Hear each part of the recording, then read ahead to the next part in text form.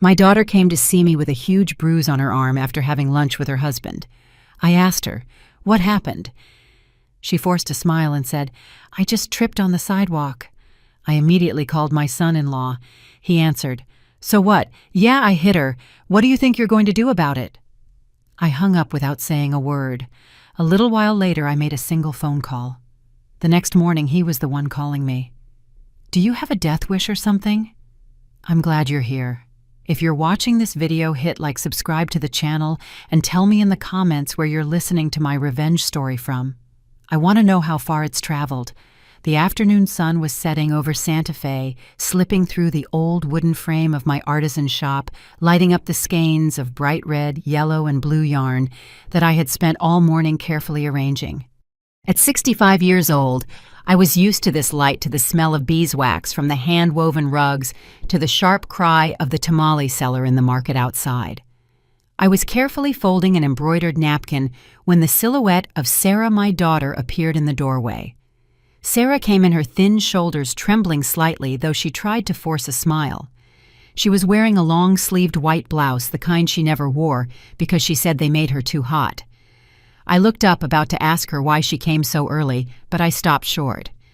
When Sarah put her cloth bag on the table, her sleeve accidentally rode up, revealing a dark, ugly bruise like ink spilled on the pale skin of her wrist. My heart sank as if someone was squeezing it. That bruise didn't look like it was from a fall or an accident. It was marked deep, cruel, like the print of someone's hand on my daughter's flesh. "What is it, sweetie?" I asked, my voice trembling even though I tried to stay calm. Sarah quickly pulled her sleeve down, hiding the bruise, and then smiled crookedly in that way I knew meant she was hiding something from me. "It's nothing, Mom. I just tripped on the sidewalk." Her voice was soft, but her eyes avoided mine. I wanted to insist, to take her hand, to lift her sleeve to see if there were more marks, but I just stood there frozen. Something inside me stopped me, as if I was afraid that if I asked more, the truth would come out and I wasn't ready to face it. Silently, I pulled a chair over for her. "Sit down, honey. I'll get you some lemonade." I went to the kitchen, holding the pitcher with my heart in a knot. She had been my greatest joy, the daughter with a smile as bright as the morning sun, who always told me her big dreams of having a happy family. Now she was sitting there, thin, quiet, like a shadow of her former self. I put the glass of lemonade in front of Sarah, trying to manage a smile, but my eyes couldn't leave her arm, even though it was covered again. Suddenly, Leo, my 8-year-old grandson, ran into the shop and hugged my legs. "Grandma." Today, the teacher said my drawing was the best in the class. The boy chattered, on his bright eyes shining. I bent down, stroked his head, and felt my heart warm a little with that innocent smile. Leo was my whole world, the reason I still got up every morning, why I kept weaving rugs, why I kept living after my husband was gone. But not even Leo's smile could chase away the unease in my chest. I glanced at Sarah and saw her with her head down, fidgeting with the edge of her glass, as if trying to hide a secret. When Sarah got up to go to the kitchen for some sweet bread, I called Leo over and kept him close. I lowered my voice and asked him gently, "Was your dad angry today, my boy?" As soon as the question was out, I regretted it. Leo's bright eyes froze for a moment, and then he looked down at his worn-out little shoes. He didn't say anything. He just ran silently to a corner of the shop where I kept some old toys. My heart felt another squeeze. An 8-year-old boy doesn't know how to lie, and his silence was more terrifying than any word. I stood there, my hands gripping the edge of the table, trying not to shake. Sarah and her son stayed a little longer, and then she said she had to go back to Albuquerque to make dinner. I walked them to the corner, watching Leo take his mom's hand, hopping on the cobblestones. Sarah turned around and gave me a hug, but it was a cold hug, as if she was trying to keep her distance. When their figures disappeared around the corner, I went back to the shop, closed the door, and sat alone in the growing darkness. The colorful skeins of yarn now looked blurry, just like my mind at that moment. I didn't want to believe it, but I knew. The bruise on Sarah's arm wasn't from a fall, and Leo's silence was the confirmation I never wanted to hear. That night, I sat at the small dining table in my humble house, the yellowish light illuminating the peeling wall. I picked up the phone, my finger hesitating over the screen. Finally, I took a deep breath and dialed the number of Mark, the son-in-law I once trusted, to make my daughter happy. The phone rang 3 times, and then his voice boomed, polished and arrogant. "Mrs. Ramirez, what can I do for you?" I didn't beat around the bush. I got straight to the point. "What did you do to Sarah?" My voice sounded firmer than I expected, but inside my heart was pounding. There was a second of silence on the other end of the line, and then a mocking laugh as cold as a knife. "So what? Of course I hit her. And what are you going to do about it?" He said, each word a slap in the face. I wanted to scream at him, but I just hung up my hand, shaking with rage. I didn't want him to hear my voice break. I didn't want him to know how weak I felt. I got up, left my house, and went to Mrs. Davis's, my neighbor and friend for so many years. I pretended I needed to borrow some cornmeal, but really I just wanted to find someone to share the anguish that was choking me. As soon as she saw me, Mrs. Davis let me into her kitchen, her eyes full of concern. "I saw young Sarah crying alone outside the door this afternoon, Linda," she whispered, her voice as shaky as mine. "I called for her to come in, but she just shook her head and left." Her words were like adding more fuel to the fire burning inside me. I thanked her, took the bag of flour she gave me, and went home, each step feeling as heavy as if I were carrying stones. In my small room, I lit a candle in front of the portrait of my husband Michael, who had left me 10 years ago. His black and white photo was still there on the small altar, his kind eyes looking at me. "Michael, if you were here, what would you do?" I whispered as tears rolled silently down my cheeks. I prayed not for myself, but for Sarah, for Leo, and for myself to have the strength to face whatever was coming. The candle flame flickered its weak light, illuminating his face, as if he were answering me with his silence. The next morning, I woke up earlier than usual. The sun hadn't yet bathed the cobblestone street of Santa Fe, but I was already in front of the mirror, smoothing my gray hair, tying my shawl tightly around my shoulders. I wanted to look strong, not for me, but for Sarah. She was standing in a corner of the room in her long-sleeved blouse, her eyes red but trying to smile. "Mom, you don't have to make a scene about this," she said in a little voice that seemed to beg me to stop. But I just shook my head and took her hand. "Come with me, Sarah. We can't let this go on." Inside me, a fire was smoldering, not of anger, but of love for my daughter, a love that nothing could extinguish. We walked into the police station in the center of town, where the smell of burnt coffee mixed with the squeak of a ceiling fan. Sarah walked behind me, head down, eyes fixed on the old tiled floor, as if she wanted to become invisible. I took her straight to the desk of Detective Miller, a man I'd known since my husband was alive. Back then, he'd come to our house for dinner laughing and chatting, and he even praised my cooking. But now, seeing the way he sat with one foot on his desk, looking at us like we were 2 strangers, I knew things wouldn't be easy. "Detective Miller," I said, trying to keep my voice steady, "I'm here about my daughter. Her husband hits her. I want to file a report."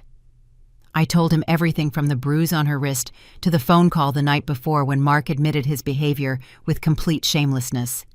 I looked Miller straight in the eye, hoping for a little justice, a little empathy from the man who once ate at my table. But he just glanced at Sarah and then leaned over to scribble something superficially, the pencil scratching the paper. "She probably fell down the stairs, a domestic accident, you know." He let out his voice as cold as if he were talking about the weather. My blood boiled. I slammed my hand on the table, the sound making the whole room go quiet. "No, my daughter is beaten by her husband. Do you hear me? This is not an accident." My voice trembled, not with fear, but with the rage that was exploding in my chest. Miller raised his head and smiled with disdain, a smile I wanted to slap off his face. "Look, Mrs. Ramirez, I advise you to go home and tell your daughter to keep her family business quiet.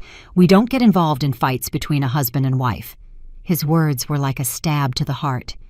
I wanted to scream at him, to ask him where his conscience was when he saw a mother begging for help, but Sarah pulled on my arm.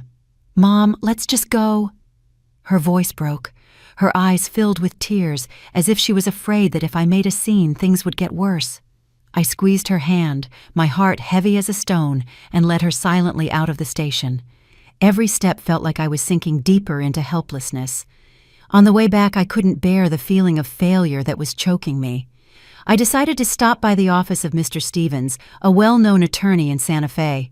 I had heard he was sharp, that he had helped many people win important cases. If the police couldn't help, I hoped the law would be on my daughter's side. Stevens's office was in a new building with pristine white walls and gleaming glass doors. When we entered, the smell of expensive cologne and the hum of the air conditioning made me feel out of place.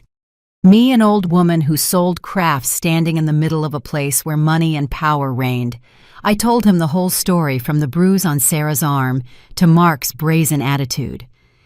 Stevens sat across from me, leaning back in his leather chair, slowly turning a gold ring on his finger, as if my story were just a piece of gossip. When I finished, he looked at me. Then he looked at Sarah with a cold gaze, as if he were weighing something. "Linda," he said slowly, "you have to understand that Mark has connections we don't want to mess with. If this becomes a scandal, the ones who will suffer the most will be Sarah and little Leo." His words were another slap, but this time it not only hurt, it made me feel small, powerless against the wall of power that Mark had built. Sarah sat next to me, her head bowed, her hands clasped tightly. I saw her shoulders tremble as if she were holding back tears. I wanted to hug her to tell her I wouldn't give up, but a lump formed in my throat. I had Sarah stand up, didn't say another word, and we left the office in a suffocating silence. Outside, the scorching midday sun of Santa Fe burned, but it was nothing compared to the fire of disappointment that burned inside me. That afternoon, I decided to go with Sarah to her house in Albuquerque. I wanted to see with my own eyes where my daughter lived, to understand why she insisted on hiding the truth from me. Sarah's house was on the outskirts, a large house that Mark had built with money from his construction company. But when we entered the yard, the air was so heavy I could barely breathe. Beatrice Carter Mark's mother was sitting in a wicker chair under the shade of an avocado tree, with a glass of juice in her hand and the expression of an arrogant queen. As soon as she saw us, she glared at us and said in a sharp voice, "Your daughter is good for nothing but living off my family. She can't even handle meals for her husband and son." Her words were like a knife in my heart.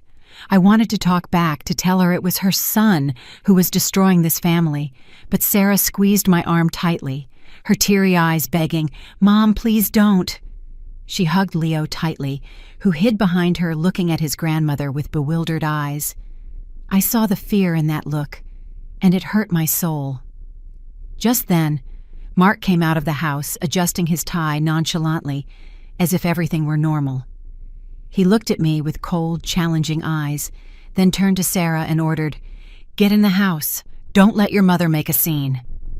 I wanted to scream in his face, to ask him why he treated my daughter like that, but Sarah's pleading look stopped me. I turned and left my steps heavy on the stone path. Behind me, Beatrice's voice still echoed, full of contempt. "An old woman who sells rags isn't going to come here and give lessons to the Carter family." Her words were the final stab cutting deep into my pride. That night I returned to my small room in Santa Fe. I sat in front of my husband's portrait, the candle flame flickering on his face. "Michael, you used to say that justice always finds a way," I whispered as tears rolled down my cheeks. "But where is the justice now? The police won't help the lawyers turn their backs on us. Our daughter is suffering, and I can't do anything." I clenched my fists, my nails digging into my skin. I knew one thing for sure: the justice Sarah needed would never be found in this corrupt system where Mark's money and power overshadowed everything. The next morning, the early sun in Santa Fe was as gentle as ever, but my heart was not. I stood in front of the shop, rearranging the skeins of yarn, trying to keep my hands busy so my mind wouldn't sink into dark thoughts. Sarah arrived early with Leo, who was jumping up and down, hugging a stained drawing pad. "Mom, can you watch the kid for a bit? I'm going to the market in Albuquerque to buy a few things," Sarah said, trying to sound normal, but her eyes avoided mine. I nodded, hugged Leo, and forced a smile. "Be careful, honey," I told her, though I knew perfectly well she wasn't just going to the market. There was something in the way Sarah lowered her head, in how she put on the long-sleeved blouse, despite the heat that squeezed my heart. After Sarah left, I brought Leo inside the shop and sat him at a corner of the table with some colored pencils. I started displaying the newly woven rugs at the entrance. The familiar smell of cotton and beeswax calmed me a little. Suddenly, Leo ran to me, pulled on my arm, and said excitedly, "Grandma, look what I drew." He showed me a scribbled drawing of a house, an avocado tree, and a woman. But then the world stood still. Right on the arm of the woman in the drawing, I saw black smudges. I asked Leo with a trembling voice, "Who did you draw?" Leo smiled innocently. "I drew my mommy. She has purple spots like this all over her body." I took the drawing, trembling, turned back to Leo and tried to keep my voice soft.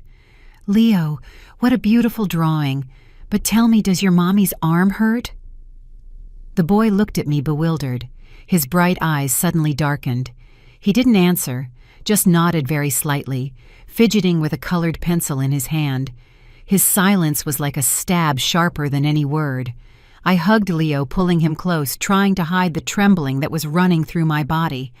"Come on, let's get you some lemonade," I said, just to get him out of that moment so I wouldn't break down in front of him. I went to the kitchen and took a bottle of herbal oil that I used to make myself since my husband was alive. Every time Leo fell, I used it to soothe him, but today that bottle was for Sarah. When she came back from the market, I took her to a corner of the shop where the light wasn't as bright. "Sit here, honey," I said with a shaky voice. Sarah looked at me with eyes full of worry, but she obeyed. I gently rolled up her sleeve, though she tried to resist. The bruise was still there, not just one more visible in the daylight, like an irrefutable accusation. "This isn't from a fall, Sarah," I said, my voice breaking. "Tell me the truth, please." Sarah quickly pulled her sleeve down, her eyes watery. "Mom, I'm begging you, don't make a scene," she whispered, her voice cracking. "If I speak up, he'll take Leo from me. I can't lose him, Mom." Her words were a blow to the chest. I wanted to scream. I wanted to go to Mark's house that very instant and confront him. But Sarah's pleading look stopped me. She burst into tears, her thin shoulders shaking uncontrollably, as if everything she had been holding back for so long was overflowing. I hugged her, letting her lean on my shoulder, her tears soaking my blouse. "I'm not going to let him hurt you anymore," I whispered, though I myself didn't know what I was going to do. I took the bottle of herbal oil and gently applied it to the bruise. The smell of mint and marigold filled the air, but it didn't ease the pain in my heart. Every time I touched the bruise, I felt my daughter's pain, not just on her skin, but deep in her soul. Sarah stayed there crying silently, and I could only hold her tighter, as if by doing so, I could protect her from the whole world. Just then, Mrs. Davis, my neighbor, came into the shop with her market basket. She looked at Sarah, then at me, with an expression of compassion. "It's because of that Mark again, isn't it?"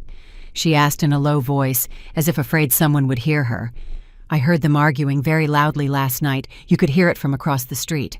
Sarah quickly looked down, wiped her tears, and stood up, saying quickly, "I have to go now, Mom."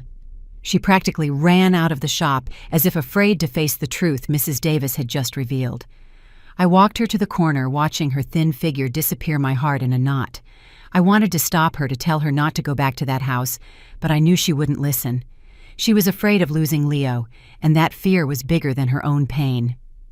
That evening, as I was tidying up the shop, arranging the last rugs, the blinding lights of a vehicle lit up the interior.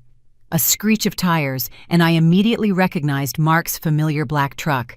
He didn't get out, just rolled down the window and gave me a cold, defiant look. His eyes seemed to say, "You can't do anything to me." Then he sped off. The truck disappeared at high speed, leaving a strong smell of exhaust and a silent threat. I stood frozen in the doorway of the shop, my hands gripping the edge of a table, feeling a rage I had never experienced before. He was reminding me that everything was still under his control, that I, an old woman who sold crafts, was nothing against his power. After that day at the police station and at the lawyer's office, I felt as if the whole world had turned its back on me. Detective Miller with his mocking smile, the lawyer Mr. Stevens with his gleaming gold ring, they were all on Mark's side, or rather on the side of his money and his power. I sat in my artisan shop looking at the colorful skeins of yarn with an empty heart. I had hoped the law would protect Sarah, but now I knew that the official path was closed, like a heavy iron door bolted shut in front of me. That morning, I decided to confront Mark myself. I didn't say anything to Sarah. I didn't want to worry her anymore. I tied my dark blue shawl, grabbed my cloth bag, and took the first bus to Albuquerque. The whole way I watched the agave fields pass by the window, but my mind was only on Sarah, the bruise on her arm, the scared look in Leo's eyes. I told myself that even if I was just an old woman who sold crafts, I wouldn't let Mark continue to trample on my daughter's dignity. Mark's office was in downtown Albuquerque, a new building with gleaming glass as if showing off its owner's wealth. The sign Carter Construction shone under the sun with golden letters, like a declaration of power. I took a deep breath and pushed the door open. Inside, the cold air from the air conditioning made me shiver. The secretary, a young woman with her hair in a high bun, looked at me curiously. I said dryly, "I'm Sarah's mother. I want to see Mark." She hesitated for a moment, but still led me to the second floor, as if she knew I wouldn't leave easily. The office door opened, and I saw Mark leaning back in his expensive leather chair with one foot on the polished wooden desk. He was laughing out loud on the phone, his voice echoing through the office. When he saw me, he motioned for the person on the other end of the line to wait and then hung up without wiping the smile from his face. "Linda, what a surprise," he said in a sweet but sarcastic tone. "What brings you here? Want to buy a plot of land to build on?" He let out a laugh as if my presence were a joke. I stood tall, looking him straight in the eye, trying to keep my voice from trembling. "You hit Sarah. I saw the bruises. How long are you going to deny your responsibility?" My words came out clear and cold, but inside I felt like I was facing a wild beast. Mark didn't answer right away. He got up calmly, poured himself a glass of tequila from a bottle on his desk, and took a sip without taking his eyes off me. "And what if I admit it?" he said with a shameless tone. "What are you going to do to me? Miller is my guy. So is Stevens. Do you believe me, Linda? In this town, nobody dares to touch me." His words were a blow to the chest. I clenched my hands, my nails digging into my palms, trying not to shake with rage. "You're destroying my daughter's family," I said, my voice breaking not from fear, but because I could clearly see my powerlessness against him. Mark leaned back in his chair, raising an eyebrow with a provocative smile. "Family," he said, drawing out the word as if mocking it. "I control this family. Sarah is nothing more than an ornament in the house. And you, an old woman who sells crafts, what could you possibly do to me?" That phrase was like a knife to my pride. I wanted to scream, to grab him by the collar of his shirt and shout in his face that Sarah was my daughter, a human being, not an object for him to abuse. But I stood there with a lump in my throat and could only say one thing, slowly but firmly. "One day, you're going to pay for what you've done, Mark."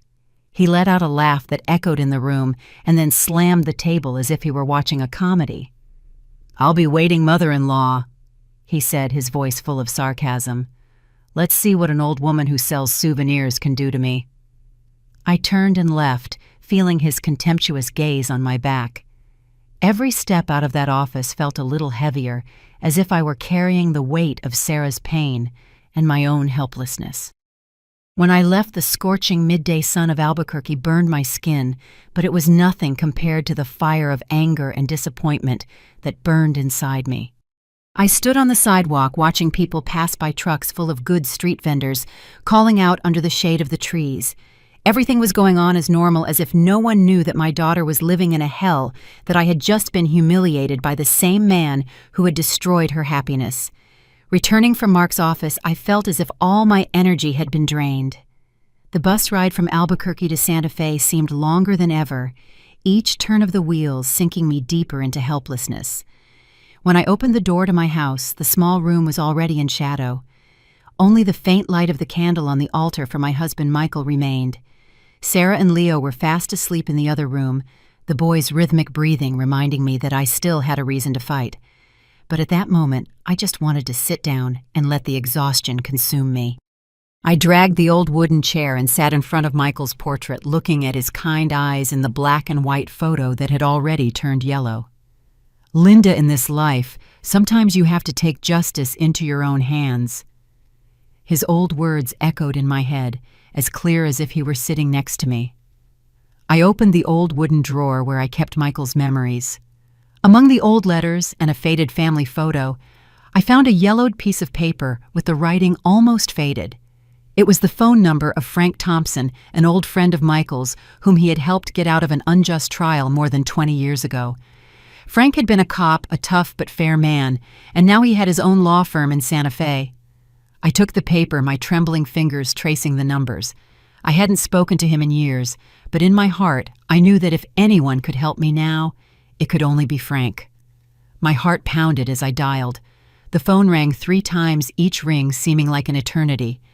Then a deep, raspy voice answered, "Who is this?" I took a deep breath, trying to keep my voice from breaking. "It's me, Linda Ramirez." I said concisely but firmly, "My daughter is being abused by her husband. I need your help." There was a long silence, as if Frank was weighing something. Finally, he spoke, his tone serious and grave. "You know this isn't easy, but if you dared to call, I'll listen. I'll see you at the cafe near the Santa Fe market tomorrow at 8 in the morning." I hung up my hand, still shaking, but with a weight lifted from my soul as if a burden had been removed. For the first time in days, I felt a glimmer of hope. I couldn't sleep that night. The distant bark of a dog, the loud band music from a nearby cantina, everything seemed to stir the confused thoughts in my head. I sat at my embroidery table, trying to finish a napkin, but I pricked my finger with the needle and felt no pain. Each stitch was a reminder of Sarah, of the dark bruise on her arm, of Leo's scared look. I thought of Mark, of his mocking laughter, calling me an old woman who sells souvenirs. He thought I was weak, powerless, but he didn't know how strong a mother can be when she's cornered. The next morning I got up early and took Leo to school. The boy held my hand, chattering about the drawing he had made the day before, but I just smiled, my heart heavy. When I got home, I asked Sarah to take care of the shop. "I'm going to buy new fabric," I lied, not wanting her to know what I was about to do. Sarah nodded, but her eyes were full of worry, as if she sensed something. I put on my dark blue shawl, took my cloth bag, and walked to the small cafe on a corner of the Santa Fe market. The smell of roasted coffee and fresh bread filled the air, but I wasn't hungry. I just wanted to see Frank. I wanted to hear him say that there was still a way to save my daughter. Frank was already waiting in a corner of the cafe, wearing a dark jacket with a steaming cup of spiced coffee in front of him. He had aged a lot since the last time I saw him. His hair was almost completely white, but his gaze was still sharp, as if nothing could escape him. When he saw me, he nodded and motioned for me to sit. "Tell me everything, Linda," he said, his voice deep but warm. "Don't hide anything from me." I poured out my heart, every word tearing at my soul. I told him about the bruises on Sarah's arm, how she tried to hide them under long sleeves. I told him about Leo's silence, his scared look when I asked about his father. I told him about the call to Mark, his mocking laughter, his shameless challenge that I could do nothing to him. I told him about Detective Miller, who once ate at my house, but now turned his back on me, and about the lawyer Stevens with his threats that messing with Mark would harm Sarah and Leo. Finally, I told him about the confrontation in Mark's office, how he called Sarah an ornament and humiliated me as if I were worthless. Tears rolled down my cheeks, but I didn't wipe them away. I wanted Frank to see my pain, my desperation. Frank listened in silence, nodding, turning the coffee cup on the table. He didn't interrupt me, just listened. His eyes narrowed as if analyzing every detail. When I finished, he looked at me for a long moment and then said in a grave voice, "I owe Michael a favor. Back then, if it weren't for him, I would have lost everything. It's time to pay that debt." He paused. His gaze turned colder. "But this path won't be easy, Linda. Mark isn't just an abuser. He has money, power, and a whole network that protects him. Are you ready?" I didn't answer right away. I held the hot coffee cup in my hands, feeling the heat spread through my cold fingers. That was my answer. A week after our meeting at the cafe, I lived in a state of constant tension. Every morning I opened the shop. I arranged the skeins of yarn. I smiled at customers, but my mind was elsewhere. I was waiting for Frank. I was waiting for a sign that he had found a way to expose Mark. Every time the phone rang, my heart skipped a beat thinking it was him. But the days passed in silence, and I began to fear that I had placed my hopes on something impossible. Every night I sat before Michael's altar, lit a candle, and whispered to him, asking for strength to continue. "Michael, am I doing the right thing?" I would ask, but only the flickering flame answered me. Then, one afternoon, as the golden light streamed through the shop door, Frank appeared. He came in with a thick, old leather briefcase in his hand, his face more serious than usual. "Linda, we need to talk," he said, his voice low but firm. I took him to the small back room where I used to sit and embroider on my sleepless nights. Sarah was at the counter laughing with a customer, completely oblivious to everything. I closed the door, my heart pounding as if I were about to enter a battle I didn't know if I could win. Frank put the briefcase on the wooden table, opened it, and spread thick files before me. I looked at the pages, the numbers, the scribbled signatures, and felt my head spin.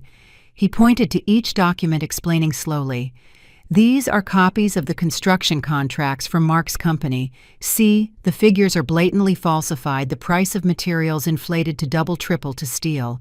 He moved to another stack of papers, bank receipts with bright red stamps.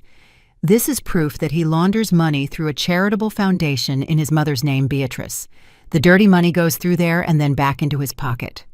Finally, he handed me a stack of invoices with a handwriting that chilled me to the bone. "Protection guarantee, Detective Miller." I took each paper, my hands shaking. Those numbers, those signatures, those notes, they were like knives, not just cutting my heart, but revealing the disgusting truth about Mark. He wasn't just a violent man who beat his wife, but the center of a small, dirty network of corruption. Frank looked at me, his eyes narrowed, and lowered his voice. "As you can see, Linda, he doesn't just harm Sarah. He's part of a whole rotten system. To bring him down, we have to target the whole system." I nodded, but a lump formed in my throat, and I couldn't speak. I thought of Sarah, of the dark bruises on her arm, of Leo's frightened gaze. These papers weren't just evidence. They were a hope, the hope of being able to get my daughter out of the hell Mark had created. But just then, Sarah's voice came from the front. "Mom, a customer wants a rug." My heart jumped. I quickly gathered the files, hid them under the table, and went out, forcing a smile. It was an American couple, blonde, with radiant smiles, looking for souvenirs. I showed them some embroidered napkins. I told them about each stitch, but my mind was still in the back room where Mark's secrets lay.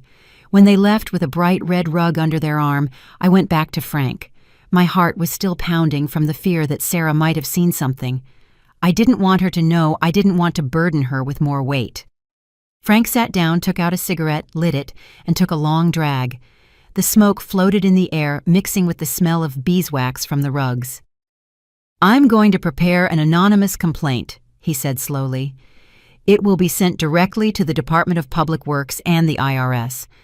But to be sure, we need a witness from the inside. Someone who knows exactly what's going on in Mark's company." I immediately thought of Carmen, Sarah's best friend, who had worked as an accountant at Carter Construction since the company was founded. Carmen had come to my shop, had sat down to eat pastries, and had told me about her hard times. If there was anyone who would dare to stand up to Mark, it could only be Carmen. "Carmen," I said with a confident voice, "she's Sarah's best friend. She knows a lot about his company." Frank nodded. His eyes lit up. "If she agrees to cooperate, we'll have another fatal arrow," he said with a determined voice. "But you have to convince her. Linda, it's not easy. She might be scared, she might refuse." I nodded, knowing this path would not be easy, but I had no other choice. At that moment, Leo ran in from the street holding up a colored pencil drawing. He was beaming, his face lit up like the Santa Fe sun. "Grandma, look, I drew our house," he boasted in his clear voice. I bent down and looked at the drawing. A small house, a mother and a child holding hands under the shade of an avocado tree. "My daddy isn't there," Leo added with the innocence of someone stating the obvious. A lump formed in my throat as if someone was squeezing my heart. I looked at Frank and saw him place a hand on my shoulder with a resolute look. "That's exactly why you have to see this through, Linda," he said, his voice low but firm. "Not just for Sarah, but for this child." I hugged Leo, feeling the warmth of his small body. His drawing wasn't just scribbles, it was a reminder of why I was fighting. I looked at Frank, nodded, and inside me, a fire ignited stronger than ever. Mark might think he controlled everything, but he didn't know that I had found an ally, and that I wouldn't stop until he paid for what he had done to my daughter and my grandson. One afternoon, Frank met me at a small taco shop in Albuquerque, where the smell of grilled meat mixed with the sizzle of charcoal. I sat across from him, my hands gripping the edge of the worn wooden table, trying not to tremble. Frank didn't say much, just placed a thick yellowish craft paper envelope on the table. "These are copies of the documents I already sent," he said, his voice low and confident. "The game has begun, Linda." I looked at the envelope, my heart pounding as if it wanted to burst out of my chest. Outside the streets of Albuquerque were still bustling a street vendor calling out, "Tamales, get your hot tamales." His voice echoed, but I only heard the beating of my heart. Everything outside was normal, but I knew an underground storm was brewing, and I was the one who had started it. I didn't dare open the envelope in the taco shop. I feared curious glances. I was afraid someone would see me and tell Mark. I put the envelope in my cloth bag and held it tightly throughout the bus ride back to Santa Fe. That night in my small room, when Sarah and Leo were already asleep, I opened the envelope by the flickering light of a candle. The papers inside were the proof, the falsified contracts, the money laundering receipts, the bribery notes, all like bullets ready to take Mark down. I read every line, my hands shaking, feeling a mixture of joy and fear. Joy because I finally had something to confront him with, and fear because I knew this path would be more dangerous than I imagined. 3 days later, the first rumors appeared. I was cleaning the shop when I heard Mrs. Davis, my neighbor, whisper to a customer, "They say the Carter Construction Company is involved in a huge embezzlement. Someone posted photos of the invoices online. The whole town is talking about it." I pretended to be busy rearranging some skeins of yarn, but my heart was pounding. I discreetly opened my phone and searched for an anonymous social media account. The images of the suspicious invoices, the fraudulent figures of the Carter Company, appeared clearly. I immediately recognized the documents Frank had shown me. He had acted, and the storm I was expecting had already begun to rise. The next morning, Sarah ran into the shop, her face pale and her phone in her hand. "Mom, look at this," she said, her voice alarmed. "They're saying that Mark embezzled money from the projects, that he even launders money. Is it true, Mom?" Sarah's eyes were red as if she had been crying. I took her hand, squeezed it tightly, and tried to make my voice sound calm. "You just worry about Leo," I told her, although I knew the truth. "Everything is going to be fine." But looking into her eyes, I saw a mixture of fear and hope. She didn't ask any more questions. She just nodded. But I knew she was holding back, trying to protect Leo from what was happening. In the Santa Fe market, the atmosphere began to change. The vendors whom I had known for decades began to whisper. "They say Linda's son-in-law not only hits his wife, but he's also corrupt," a vegetable seller whispered as I passed by her stall. I pretended not to hear. I bent down to choose some potatoes, but my heart was beating like a war drum. I didn't know whether to feel pride or fear. Pride because Mark's secrets were coming to light, and fear because I knew he wouldn't just stand by. He would seek revenge, and I was afraid that Sarah and Leo would be the ones to pay the price. A week later, while I was dusting a shelf, a young woman entered the shop. She was wearing a white blouse, her hair pulled back in a high bun, and a microphone in her hand, followed by a man with a camera. "Mrs. Ramirez," the young woman said, her voice soft but incisive. "I'm Anna Mendez, a reporter for the Albuquerque television channel.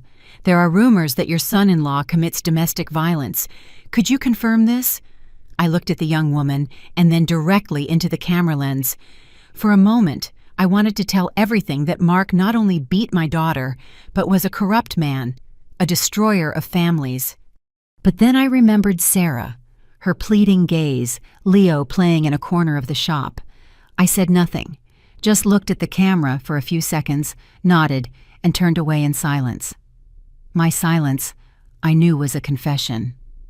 That night, I sat with Sarah and Leo in my small room. The local news was on the old television, the anchor's voice echoing. The Carter Company faces accusations of financial fraud and domestic violence. The image of my shop appeared on the screen, along with headlines about the accusations against Mark. Sarah turned pale. She hugged Leo tightly, her eyes filled with tears. "Mom, what's happening?" she asked, her voice trembling. I sighed and placed a hand on her shoulder. "I don't know where all this will lead," I said, although in my heart I knew very well. "But I promise you, I will protect you and Leo." Those words were not just a promise to Sarah, but to myself. That night, the sky over Santa Fe was heavy, without a single star. I had just folded the last rug, preparing to close the shop, when the blinding lights of a truck cut through the darkness, aimed directly at my face. The engine roared like a threat, and I immediately recognized Mark's familiar black vehicle. My heart pounded not with fear, but because I knew this moment would come sooner or later. I stood tall, my hands gripping the edge of a wooden table, trying not to tremble. After the rumors and the articles about Carter Construction, I knew he wouldn't stay quiet. Mark got out of the truck, his shirt wrinkled, his hair disheveled, and his eyes bloodshot like a cornered beast. He slammed the door shut, the sound echoing in the small alley, making some nearby dogs bark frantically. "You're behind all this, aren't you, old woman?" he shouted, his voice hoarse and full of rage. "All that dirty news, you started it." His words were like a stab, but I didn't flinch. I had already faced him once in his office, and this time in front of my own shop, I wouldn't let him see me as weak. Before I could answer, Sarah ran out of the house, her face pale and her eyes filled with panic. "Mark, don't make a scene here," she pleaded, her voice trembling. "Leo is inside." I saw the fear in my daughter's eyes, the way she clung to the doorframe, as if trying to prevent the world from collapsing. I gently pushed Sarah back inside and whispered, "Go inside, honey, I'll handle this." She shook her head, tears streaming down her cheeks, but I looked at her firmly, and she finally backed away, hugging the doorframe as if it were her only support. I went out and faced Mark. He was there, tall and arrogant, but I could see the panic in his eyes. The rumors and articles had made him lose control, and I knew it was time to be stronger than ever. I took a deep breath and said slowly but firmly, "It wasn't me, Mark. It was justice. You thought you could hide the truth in plain sight, but the truth always finds a way out." My words came out clearly, like every stitch I embroidered on my napkins, sharp and irrevocable. He roared and moved closer, just an arm's length away. "You're going to regret this," he shouted, his voice trembling with rage. "I'm going to make you lose this shop, lose all your honor in this town." His threat was like an icy wind, but I stood firm, not backing down. I thought of Sarah, of the bruises on her arm, of Leo's drawing without a father figure. "You lost your honor a long time ago, Mark," I said with a glacial calm, "and I'm just an old woman who sells crafts, but I won't let you keep hurting my daughter." The neighbors started peeking out of their windows, the lights of nearby houses illuminating the alley. I saw some of them raise their phones recording the scene. Mark noticed. His gaze swept over the crowd, and I saw the panic in it. He cursed. He turned furiously towards his truck and slammed the door shut. The tires screeched on the cobblestones as he sped away, leaving a strong smell of exhaust and a tense air. I stood there, watching the truck disappear into the distance, feeling a relief mixed with a heavy worry. He was losing control, but I knew he was still dangerous. Sarah collapsed in the doorway, covering her face with her hands, sobbing uncontrollably. Her crying broke my heart. I knelt down, helped her up, and hugged her tightly. "You have to be strong," I told her in a low voice, although I was holding back tears myself. "This is just the beginning, Sarah. I won't let him win." She nodded, but I felt her body tremble, as if she were in the middle of a storm without knowing where to go. When Sarah went inside to hug Leo, who was fast asleep, I stayed at the door looking at the night sky. Dark clouds covered the moon, but I saw a figure standing under the light of a distant street lamp. It was Frank. He approached, his eyes sharp, but with a glimmer of satisfaction. "Well done, Linda," he whispered. "He's losing control. The angrier he gets, the more mistakes he'll make." I nodded without saying anything, but in my heart I knew one thing for sure. The real storm was about to break, and I was ready to face it. After the night Mark came to make a scene in front of the shop, I couldn't sleep a wink. The wind whistled through the cracks of the old wooden door, a dog barked in the distance, and my own heart was beating so hard it felt like it would burst out of my chest. The next morning, as the first rays of sun appeared, Frank knocked on the door. He came in with a small USB drive and a thick stack of documents in his hand, his face serious, but with a spark of determination in his eyes. I invited him to sit, served him a cup of black coffee, but my hands were shaking so much that I spilled a few drops on the table. Frank didn't mind. He put the drive and the documents on the table and said slowly, "These are the final proofs, Linda. The fake contracts, the bank accounts, and the names of Mark's relatives, and the shady transactions he thought no one would discover. With this, he has no escape." I looked at the stack of documents, the numbers, the signatures, and the scribbled notes, as if they were daggers piercing my heart. This was not just proof of corruption, but the truth about who Mark was, a man who not only hurt my daughter, but ruined many others to satisfy his greed. "What do we do now?" I asked, my voice hoarse from lack of sleep. Frank smiled ironically, but also with confidence. "We'll make him dig his own grave," he said with a cold look. "He'll have to face the truth, not before you, but before the whole world." That afternoon, while I was cleaning the shop, the phone rang. Mark's number appeared on the screen, and I felt my heart stop. I took a deep breath and answered.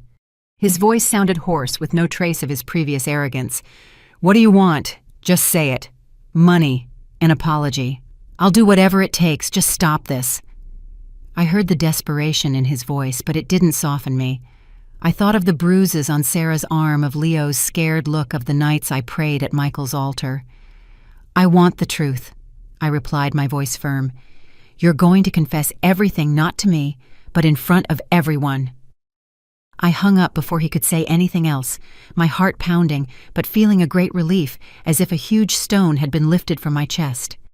That night, Frank and I met with Ana Mendez, the reporter who had come to my shop in a small bar on the outskirts of Santa Fe. The place was almost empty. Only soft mariachi music could be heard, and it smelled of beer. Anna was sitting in a corner, her hair pulled back, a recorder in her hand, and a look that was both curious and cautious. I gave her the entire file Frank had prepared, each page like a piece of the truth about Mark. She reviewed it, glancing at each document, and then sighed, saying in a low voice, "If I publish this, the whole town will be shaken, Linda. Are you sure you want to go through with this?"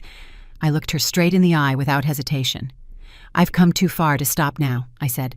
"My daughter deserves to be free, and this truth has to come out." The next morning I woke up early, made coffee, but couldn't take a sip. I turned on the television, and the Albuquerque channel was broadcasting a special live news report. Mark Carter was sitting in the middle of a press conference, his face pale, sweating at the temples, his usual suit now looking wrinkled. In front of dozens of cameras, he took a paper with trembling hands and read every word of a prepared statement. His voice was breaking, but every word was clear. He admitted to abusing Sarah Ramirez. He admitted that Carter Construction had financial irregularities and fraud in public contracts. And finally, he publicly apologized to his family and announced the dissolution of the company. I sat in the shop in front of the small television, my hands gripping the edge of the table. The image of Mark on the screen was that of a man laid bare before the world. I didn't feel satisfaction, only a deep sadness. He had been the man I trusted, the one I thought would bring Sarah happiness. Now he was just a shadow of himself, sunk by his own sins. The whispers of customers in the market began to be heard from outside.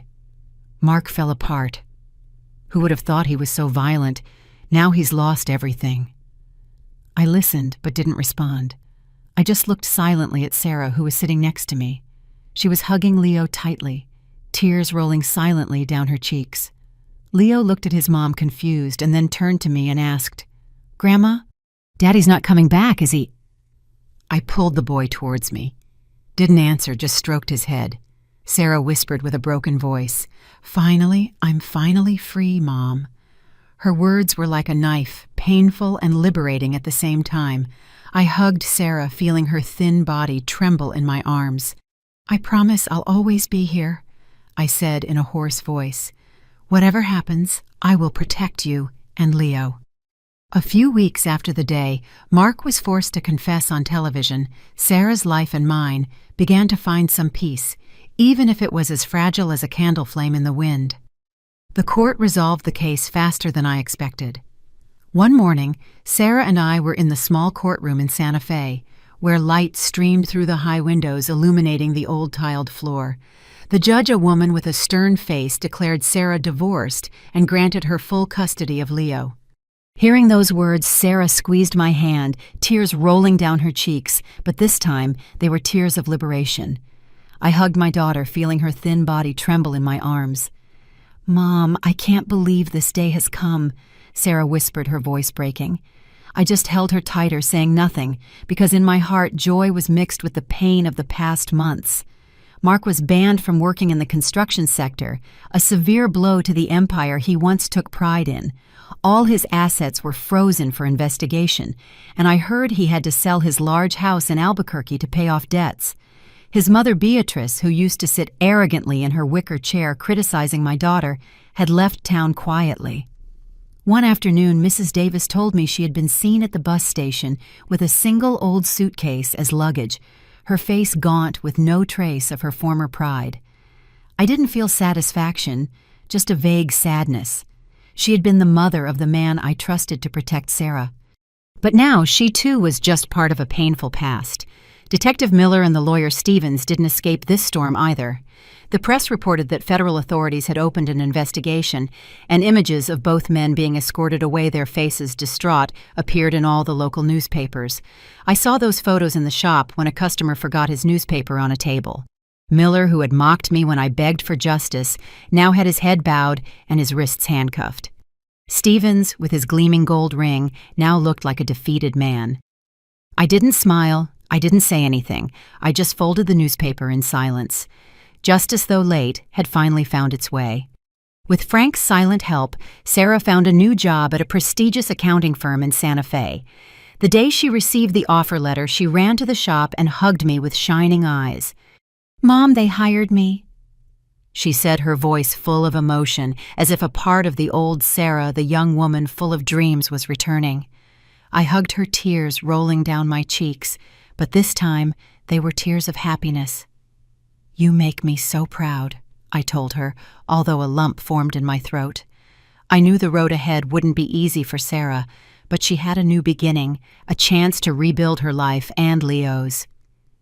I returned to my quiet life in the artisan shop. Every morning I opened the door, arranged the skeins of yarn-wove rugs, and chatted with customers as before. But now I had Leo by my side. The boy used to run to the shop after school with his scribbled drawings and a radiant smile. One afternoon, I taught Leo how to make his first stitches on a small piece of fabric. He held the needle awkwardly, the stitches crooked, but he laughed out loud and said, "Grandma, when I grow up, I'm going to draw more colors on your napkins." His innocent words were like a fresh breeze dispelling the heavy days. I stroked his head and smiled. "If you embroider better than me, I'll leave you the whole shop." Leo laughed heartily, and at that moment I felt my heart lighter than ever. One afternoon, while I was hanging a newly woven rug at the entrance of the shop, Ana Mendez passed by. She was wearing a white blouse, her hair pulled back, and the same radiant smile as the first time I saw her. She waved at me, and I nodded, smiling in gratitude. Her report, along with the evidence Frank and I provided, had brought the truth to light, had helped Sarah break free from Mark's chains. I didn't say anything, but inside I was grateful to her and to Frank, the people who stood by my side in this fight. At night, I returned to my small room where the candle flame in front of Michael's altar was still flickering. I lit an incense stick, the copal scent spreading, bringing a peace I hadn't felt in a long time. I looked at Michael's kind eyes in the photo and whispered, "Justice may take time, but it finally came, my love, and no one has the right to trample on our daughter's dignity." I closed my eyes, feeling the soft night breeze move the curtain. This war was over, and we had won, not with violence, but with perseverance and a love that never gave up. I sat there in my small room, listening to the chirping of the crickets in the alley. I thought of Sarah, of the smile returning to her face. I thought of Leo, of the colorful drawings he would paint in his future. And I thought of myself, an old woman who sold crafts, who had dared to confront an entire system to protect her family. I was no longer afraid. I had no more doubts. This life, though hard, had taught me that a mother's love can be stronger than any power. And with that love, I knew we would move forward together under the Santa Fe sun. The story you have just heard has been modified in names and places to protect the identity of the people involved. We do not tell this to judge, but in the hope that someone will listen and stop to reflect.